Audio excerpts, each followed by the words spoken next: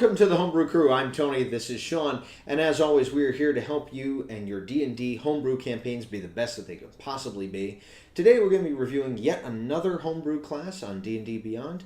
This one ranks number 3 in all homebrew classes on D&D Beyond, and that is the Hero class. Isn't that right, Sean? Mm-hmm. The Hero class is a subclass of the Fighter, and it kind of separates itself from the other Fighter classes because you're not really going to be worrying about DPS in this class.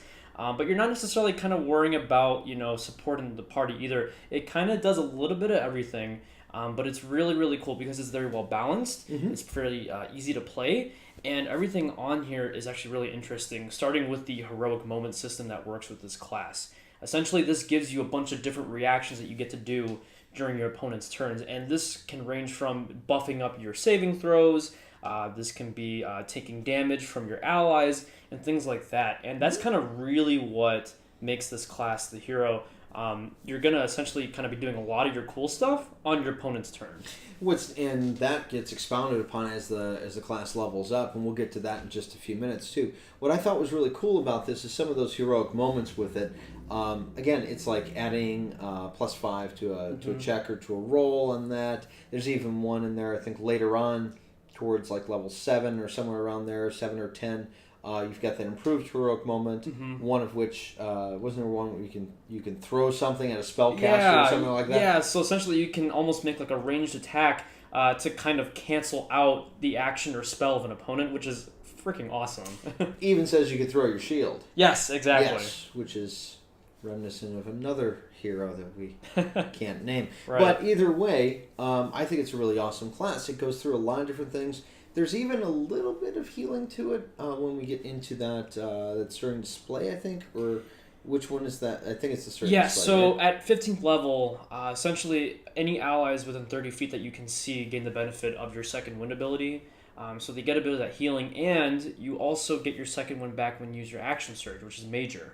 Right, and because the action surge is still limited, because you're a fighter, it doesn't go overpowered, which is a great way to do it. As far as balance classes go, this is probably one of the top that I've seen.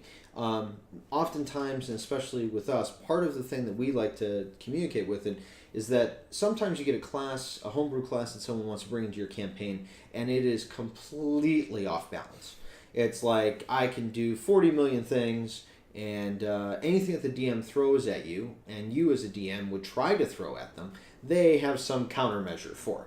This is not that class at all. It may have a few different things it can do, but it is not the jack-of-all-trades class. Yeah, no, absolutely. And even when you get that vibe that it's trying to do a lot of different things, when it does those things, it's not overpowering, it's not broken. It's just enough where it's very beneficial to the party. Mm-hmm. And I think it just adds a little bit of flavor. One of my favorite abilities of this class is the Determined Strikes, where essentially if you miss an attack, you get advantage on the next one, which Absolutely. I love just imagining this, heroic figure, just going crazy and, missing and then, really, nailing it on the next move, which is fantastic. See, and there's a lot of player emotion in that. Mm-hmm. Because I think we've all been there where, we roll our dice, we throw, all of our dice down and what have you, and the to hit misses.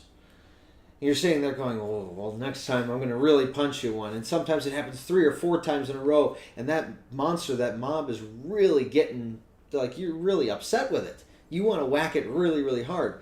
This gives you advantage to do that on your next turn, which is pretty cool. Yeah, I think that's a great feature, and I think one of the things that kind of adds more flavor to the class.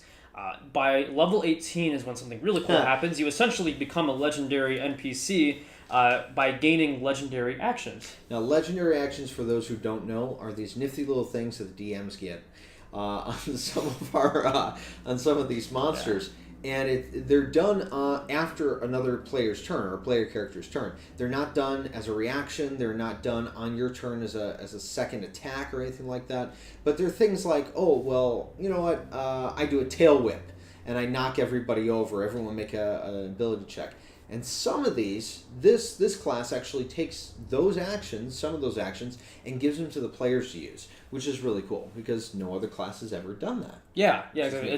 That's kind of one of the things that makes it very special. You essentially get 4 different legendary actions that you can do. And some of them are really, really good. The one that we kind of overlooked, at least I overlooked this upon first glance, was one called Detect. And when you're reading it in D&D Beyond, all it really says is make a perception check.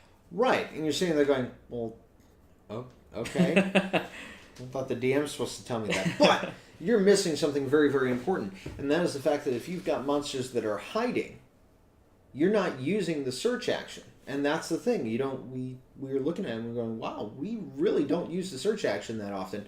This essentially allows you as a legendary action to do that same thing. To search and try and detect things that are around you. Maybe traps, the room, while you're fighting these monsters, the room's closing in on you like that. And possibly there's a switch somewhere. Do you really want to waste your action looking for a switch? I don't think so. I mean, you could. You might assign somebody to that. But this allows you to, as a legendary action, search for that or try to find that disguised or hidden enemy like that. And it's really an awesome thing. I think this is a fantastic class. And now we come down to our rating system with it. And as always, we rate it on the 4 basic points of our rating. And that is originality, role structure, how well it fits into a classic party role, balance, and playability. So, Sean? Yeah, I mean, I would say it pretty much almost nails pretty much every single category in here. It's definitely very playable. The whole thing pretty much fits on a sheet of paper. Easy to use, easy to remember. You just kind of have to know what you have, just as any other classes. Exactly. And it's very well balanced. All the abilities that you get here, nothing's overpowered, nothing's broken. As a DM, I read this and I was completely fine with everything. He's like, well, I'm making my next character. Yeah, I want to make a hero. All right, fine. We'll note that down. Role structure, it is very much a tank. There is still a lot of support class in there too. It's not that it can't do a little bit of healing or it can't do a little DPS on it, but it's mainly just your tank and your support, and it fits very well into both of those. And lastly is our originality with it. The only thing I'd say is it kind of takes a couple of things from different fighter classes that we have. Yeah, definitely. I mean, especially when reading this, I got vibes a little bit from the Samurai. I got vibes from the Purple Dragon Knight. And that's not necessarily a bad thing. It's taking really good aspects of those classes and putting them into this hero class. Yeah. I think it just takes a slight dip because it's not as original as it could have been. But that being said, if that's the only negative I have to say, that's not a problem at all. It's a great class. Yeah, I think, and as far as our homebrew mugs, how many mugs do we give this thing out of 5? Do we do half mugs? I mean, you could probably break it in half. I'm going to do that today. Okay. We're breaking a mug in half. We're giving this a 4.5. It is near perfect.